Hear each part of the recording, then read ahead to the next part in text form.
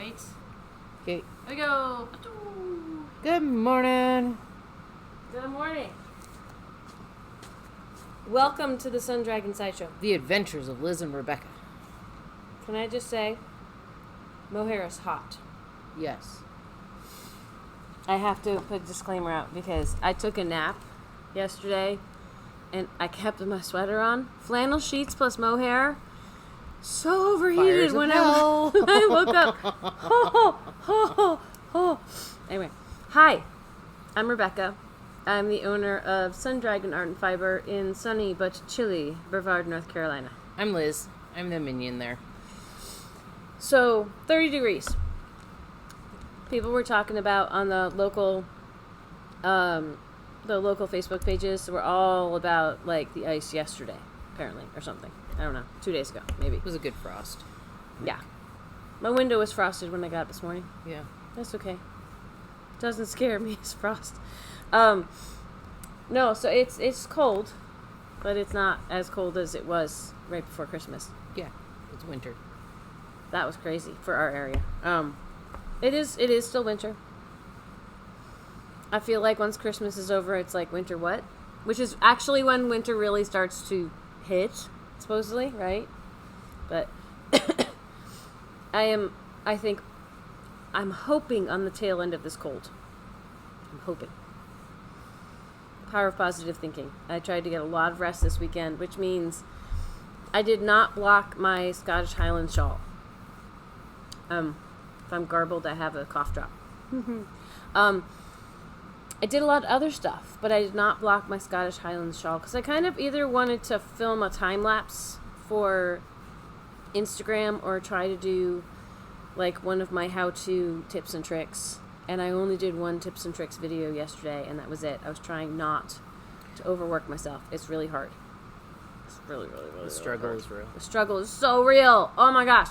So, I will continue with stories of my travels at the end. I don't want to take away from sharing our, like, Tuesday is Progress Day. It's what it's become. It's our, like, weekend check-in. I'm about to find out how well cough drops do with a coffee chaser. But, no, but it's not good, but it's also necessary to not cough and stay awake. So, you know, I'm gonna just live it up. So let's talk about what we did this weekend. Okay. Oh, you're bawling. Look at you. It's so cute. Yeah. You make really nice handballs. I try to imitate them when I handball.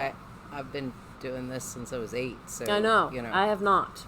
So 40 years. I impressed my dad on vacation by handballing because I brought the Swift out from the shop and I handballed and he went, oh, and he's like, how do you do it so it's round? I'm like, well, you try.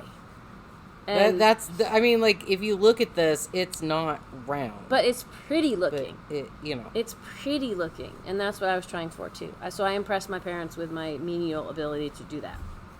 Pretty much anyone out there, if you do it, even if it doesn't look perfect, for someone who doesn't do it, it looks amazing. Oh, is there a knot? There's a knot, but this is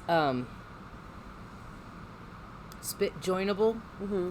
And so you can make another ball and spit join when you have to. Well, so I see a story here. So you'll see what had happened was I was like, okay, I don't want like to spit join 4 ends and have all 4 ends right there on top of each other because I'm double stranding.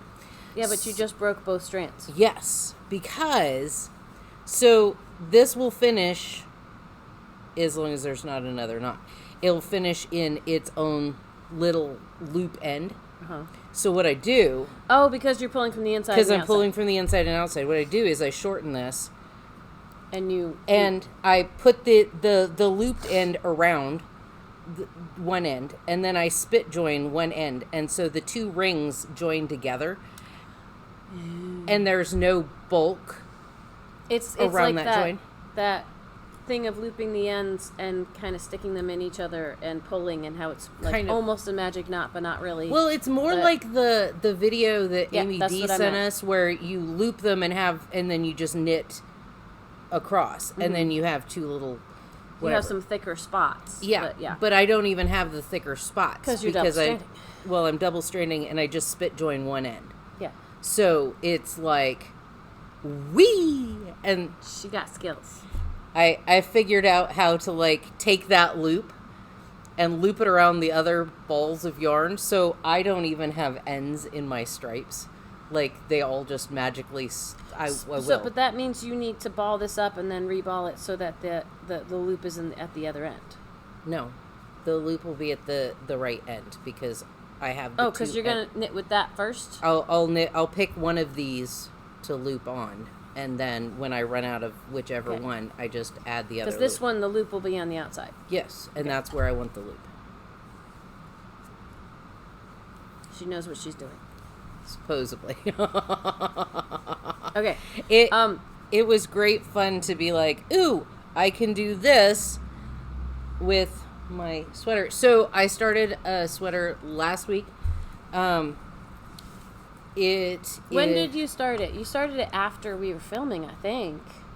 I think I started it Thursday at the shop and then went home and redid it because I messed up. Want it to be noted, especially if you redid it because you messed up, how much progress you made on this. So this is almost kind of monogamous knitting, right? You haven't really been doing anything else. I did a couple rows on my blue sleeves.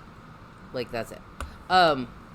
So when I left Friday, I was somewhere in here. And I didn't work on it Friday night because I was making a new dress, which I'm wearing today because, And then, so over the weekend, Saturday night, did I start? No, because I had to count. And talking to my brother and counting. I think we were all pretty tired Saturday night, too. So Sunday, all the way through Monday, I got that much.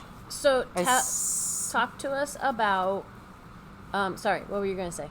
I separated for sleeves and then just kept going. Okay. So talk to us about, is there any pattern you are using for this? I am using the Dead Easy. As your jumping off point. As my jumping off point. Mm-hmm. I'm using the Dead Easy for the increases, which are little eyelets in between all the... And then... So it's got all over increases up top, the very top. Yep. And then maybe some raglans short down at the bottom. Little raglans which stuff is at the very bottom. Similar to the ranunculus. Yeah. The Dead Easy and the ranunculus have very similar, like, do it whatever weight on a size 10 needle, right? Yes. I'd call them cousin sweaters. Yeah. And the rings inside the eyelets were supposed to be knit one or purl one with yarn in front, slip the next one, like the rings texture on the ranunculus. And not the same texture as the ranunculus, but there's some textural. I did Morse code. She did Morse code, and it says stuff, and we can't tell you what it says. Can't say stuff here because this is a family channel. Yeah, family friendly. I stopped. If you want to know what it is, you're going to have to ask Liz, like email liz@sundragonartandfiber.com, and maybe she'll tell you. I stopped in the torso about an inch. Yep, about an inch down because I ran out of the current bowls that I was using, and yes, we use our thumbs to measure. I don't, but both you and Carol do, right? My thumb from the tip to the first knuckle is about an inch. Now I have to see. And the whole thumb is about 2 inches on me. I think if I went from like that wrinkle to the tip, that's an inch. Yeah. Yeah. Yeah. Ooh, measure your fingers, people. Yeah. You could use them. I know that, like, for quilting, from my shoulder here to my finger here is about a yard. I know when I'm holding up needles that, depending on, like, when we're measuring lengths, like, if I hold it out and it comes just about to my collarbone here, that's 32 inches. If I go past it, I know I have a 40 inch. That's how I tell often if I don't have a ruler and I'm trying to figure out needles going in packages. I think with quilt or fabric dresses and stuff, I've figured out, like, how to measure a yard. How to measure a yard and shoulder to outstretched arm. I'm 5'1". Everybody's gonna have a different little. Yeah, we're shorter. If Yeah. you're taller, that it won't work the same. But just knowing where you measure to is always it's an extra little estimate. Yes. So, more things on what you're. So we get to talk about which ring of Liz's sweater we're on in terms of the words on it. I think that's really fun. And what yarn are you using for this? I am using Queensland Walkabout. It is 100% Shetland wool, so it's scratchy. It's not super soft. I'm not gonna say that this is super scratchy either. It's not super scratchy. It's just sturdy. Yeah. You can almost feel the lanolin in it. It's Shetland wool. It's sport weight. You're double stranding it. So that would equate to maybe like a bulky yarn, kind of. Yeah. Okay. It's 57 Light yards bulky. when you double strand it. Because it's 50 gram skein, so there's not a whole lot on them. So yeah. But they're great for color work and felting. Oh yeah.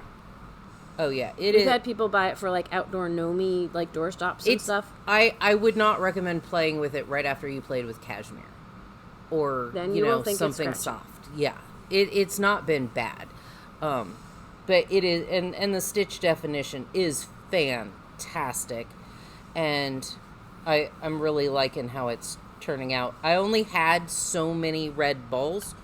I bought out everything Rebecca had, and I had most of a ball somewhere else. And this is not a yarn I reorder very often because, like, unless you're looking for a really specific, somewhat thin, sturdy wool, like, we don't have that many people coming to the shop looking for that. Like, merino, blue-faced Leicester, the soft things are all the rage. So, and it's always when we think we don't need something anymore, someone comes in and asks for it. So, but that's neither here nor there. It just happened to be the color red that I was like, ooh. Mm-hmm. And how many do we have? Okay, so the red and the red stripes were 4 balls. Like, it just eats up yarn because you're double stranding, and it's on a size 10.5 needle, and so I'm balling up my yarn balls for sleeves. I'm going to do the sleeves, and then whatever yarn I have left, I will go back in and finish. I only need another 2 inches of torso, and 2 stripes is an inch, so not much.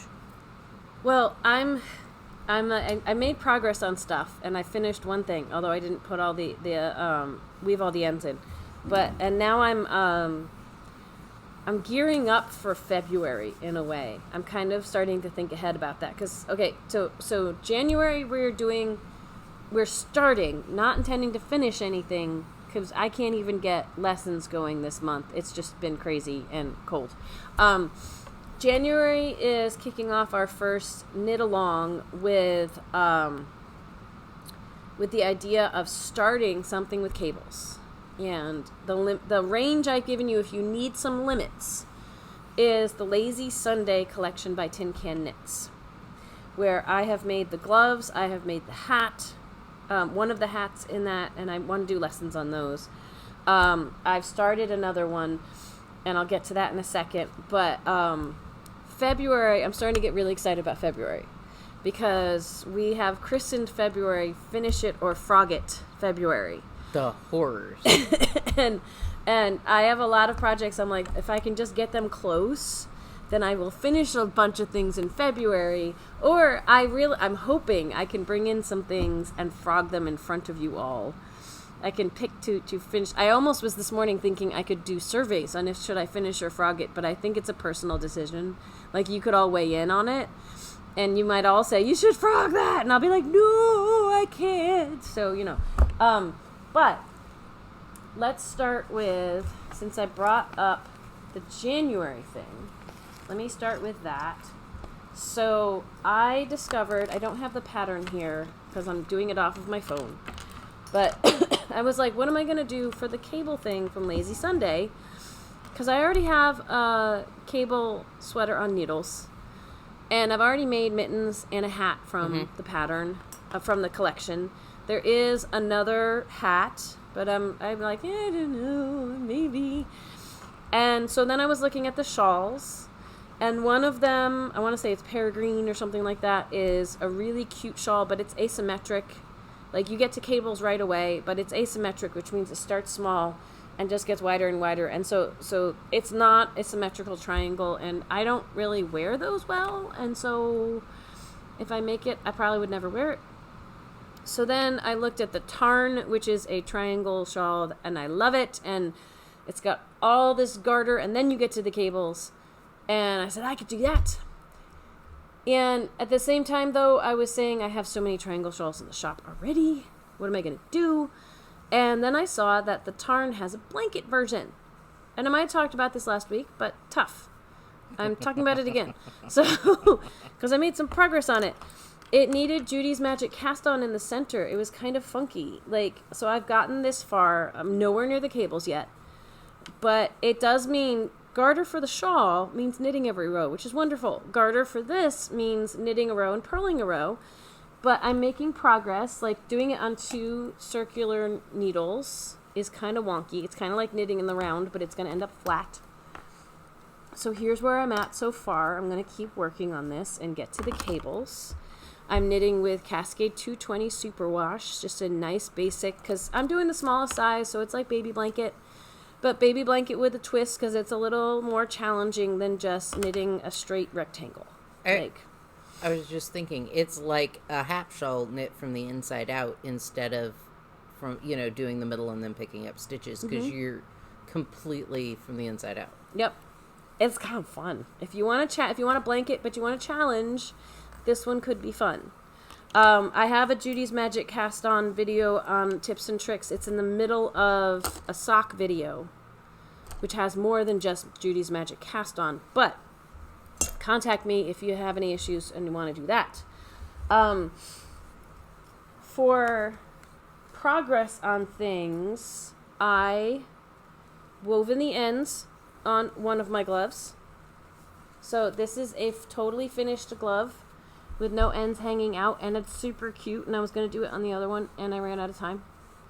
But I did finish all the knitting on this one. This one was only like half done, or it was done to like just past thumb separation. And I made a morning meditation, and I made a video on how to close up the tips of fingers. Like when you get down, tips of fingers, tops of hats, that kind of thing. I have a new favorite method of how to bind off instead of just sewing on a needle and pulling up tight. It's a way to pull your stitches over your end yarn and end up with a really tight tip. It's what works for me. I've made a video about it over on the Sun Dragon tips and tricks, and now I have still one marionette, one left. But so I have gloves for when it's really, really cold. I'm actually kind of intrigued to see if I might be able to knit with these outside when it's really, really cold. I might not. I might need my fingers exposed still. But this is great for driving in the morning when it's really cold. I'm really excited to have made my own gloves. And this is the Fiber Fairy, who is in Franklin. She's local. And the yarn actually kind of dyed my double point needles. Like, they're green now. And I haven't tried washing them yet. I think if I maybe use some rubbing alcohol or something, it would come off. I'm not worried about these turning my hands green, though. That is the friction of knitting, and that is it sometimes will happen with your fingers too. We've discussed this on the virtual sit and stitch. It is not necessarily an indication that this is going to turn everything you wear and your hands green. It's the friction of the yarn pulling over things over and over and over and over again, which is very different than wearing an item. So, not to say yarn can't bleed. It can. But that doesn't mean that an indie dyer didn't do the right thing if it comes off on your hands while you're knitting or your needles. It can happen. So her yarn I have not been able to put online yet. I think I have one skein that's like the one I got. The one I got from a trunk show, and then we brought in more of her yarn, and they're all like small batch or absolutely one of a kind, not repeatable. I think there's one more. It's called Spring Flowers. I would contact the shop if you want the same color that I used for my gloves, they do have a little bit of sparkle in them. They have a little bit of stellina. I think some of my other projects have a little bit of stellina in them now too because it shed a little bit. But I'm super excited about these. Everything else I've made progress but not finished. And at this point, I may, if I get it close, I may stop. So I'm conscious of the time. I'm going to show y'all 2 more things and then try to share a little bit more of my travel stories. So I realized as I was trying to rotate through projects this week that this guy was really close to be having the torso done. So I finished the torso. So I want to show y'all the torso. It's not as much progress as you might have thought because I think I was only like an inch away from the end of this anyway. But I made the bottom, it's not ribbing. The bottom is actually, I feel like someone is walking up to the shop and it's 15 minutes till. The bottom is garter. But maybe they're walking, oh. We're not open yet. I'm so sorry. It's okay. We're still filming. We'll be open in about 15 minutes. Okay. The bottom, we didn't have the door locked, Liz. The bottom of this is garter instead of ribbing. And it is form-fitting. I think when I block it, it'll be a little less form-fitting. But I didn't pick a really big size for this. I think the bottom's nice, though. I like it. Like, it's not super long, but it's form-fitting. I like how it. And now I gotta do sleeves. So, as long as I don't mind it hitting my belly a little bit. You have a hole. What? You have a hole. It's probably where I switched I know. skins. It's poking me. So this is my Lara with the mallow. And maybe I should have done one size up. I don't know. I think my gauge was right. You know, when I block it, I think it's going to get a little more ease into it. Yeah. The sleeves are done completely straight with no decreases. And that's going to be really fun. But that also might be something I save. I might make a little more progress on it, but I'm going to try to save it until finish it February as much as I can. I would love to finish some things this month. I'm kind of tempted to get everything really close. So and then I can be like, bam, bam, bam, bam, bam, bam, bam. Doesn't mean I've done a whole lot of work in February. But the other thing I wanted to show y'all, I put it on barber cords this morning to show off on morning meditation, is my Tecumseh sweater with those colors we picked. Look at that. Looks awesome. Isn't that it awesome? Pops Like, super I well. wasn't sure about the red. Like, Carol and Liz talked me into the red, and I'm loving the red. So I can tell the back has short rows, and the front doesn't. And it's, the neck's going to be nice and snug. I mean, the weight's going to probably pull it out a little bit. I'm so glad I started over. I realized I started with a bigger size than I wanted to make. And this neckline is actually really, really snug. I like it. Which is wonderful. Look at that. I'm so excited. I'm so excited. It's bright. It's going to be really bright. I like how the red and the green just pop off of the navy. And I'm doing the opposite. Like, she did a light one with dark colors, and I'm doing dark with light colors against it. And I'm really, it makes my head hurt a little when I'm doing the charts, but I think it's going to look so cool when it's done. And when I'm really excited about a project, I just make a lot of progress on it. So I started this last week, and I'm already like, wee. And the cool thing is, there's fun parts like all throughout. So there's objectives to go for instead of, now I'm on the mindless knitting. And for some people, the mindless knitting is what they love. So you figure out what works for you. So we have someone waiting, but I'm going to share a little bit more of the stories of travel. So when we left off last time,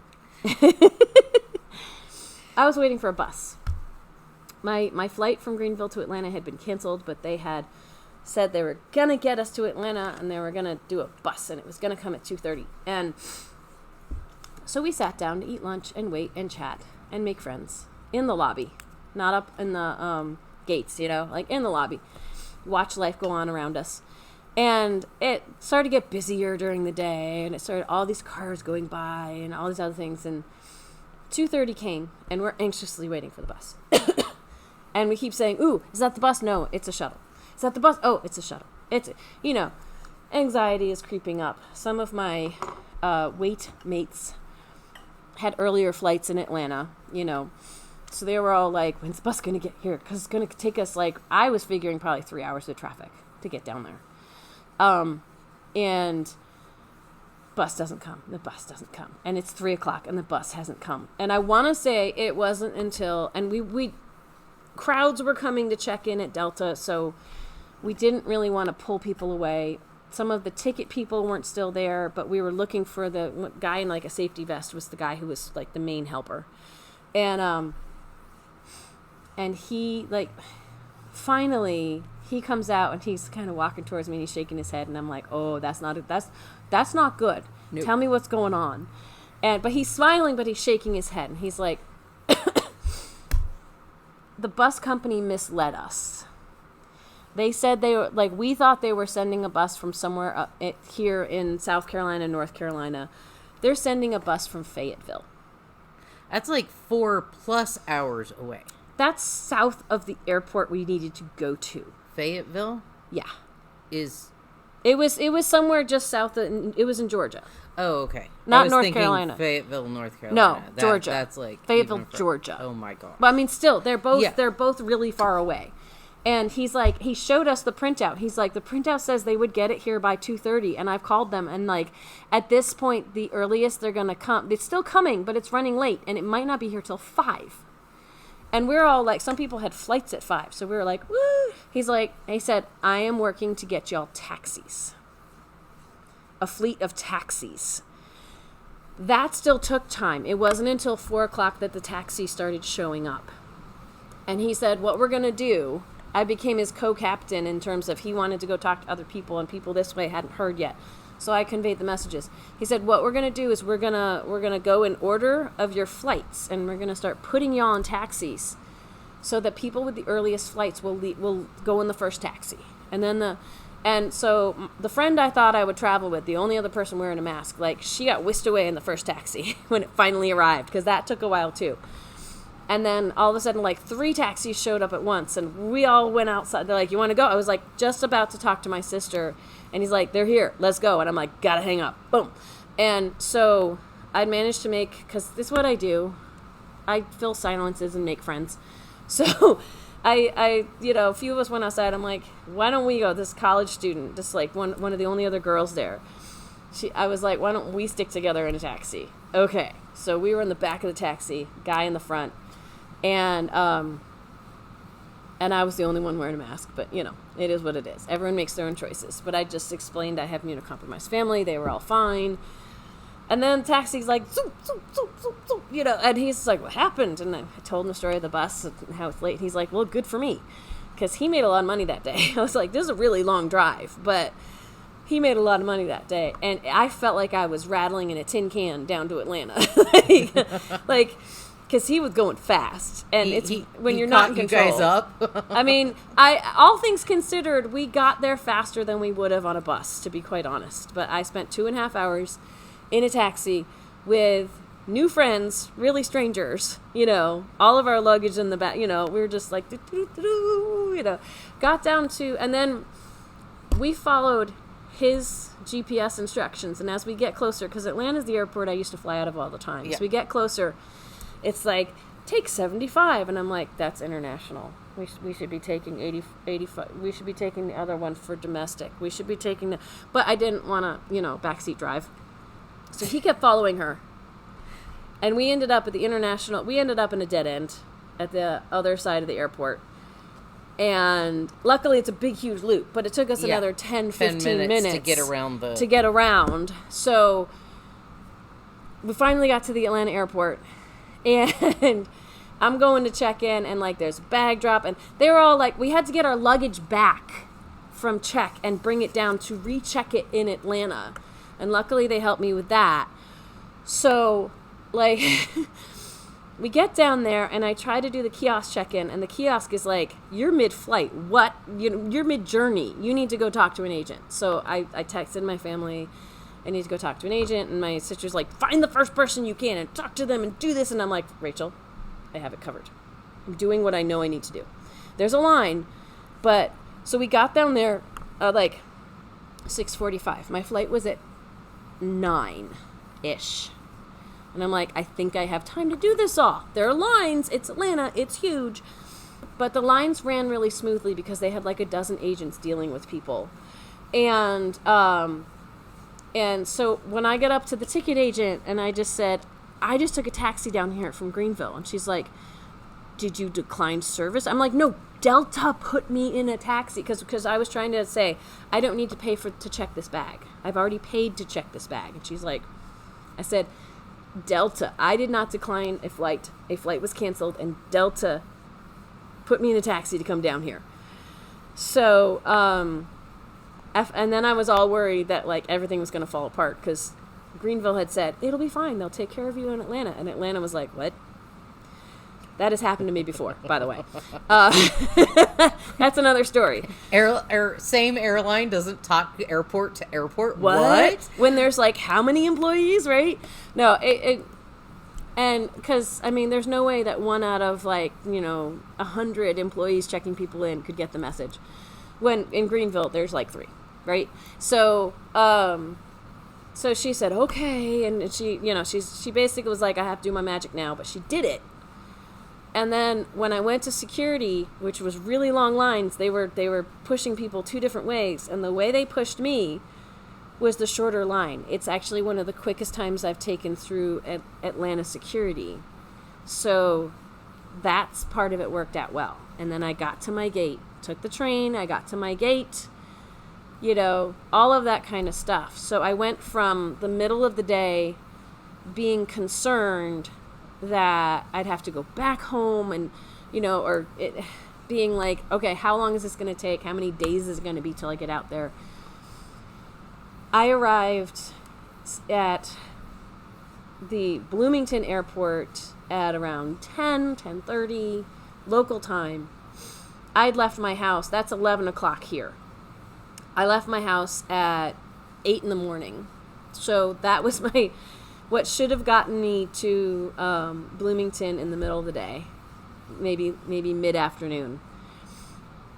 I got to my sister's house at about 11:30 at night, Christmas Eve. So I got there.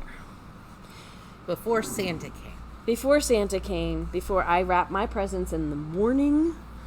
What I was going to say is I use this guy, my little Beam and Read. Ta-da! This guy was great for knitting on the plane, both going out and coming back. And when the lights go on and off and on and off, and there was one flight coming back where we were 6 people across, and there was no way I was going to reach the little, turn on my overhead light.